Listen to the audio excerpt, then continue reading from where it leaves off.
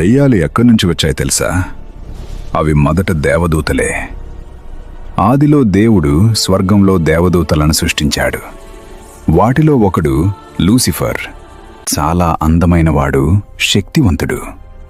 కాని అతనిలో గర్వం పెరిగింది. నేనే దేవుడి కంటే గొప్పవాడినవుతాను అని తిరుగుబాటు చేశాడు.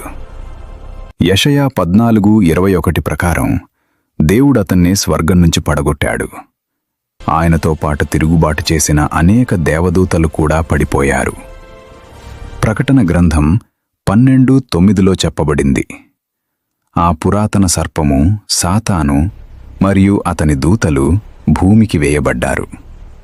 ఆ పడిపోయిన దేవదూతలనే ఇప్పుడు మనం దెయ్యాలు లేదా అపవిత్రాత్మలు అని పిలుస్తాము. వారి పని మనుషులను దేవుని నుండి దూరం చేయటం. కానీ శుభవార్త ఏమిటంటే యేసుక్రీస్తు నామంలో దెయ్యాలకు అధికారం లేదు. Download ShareChat.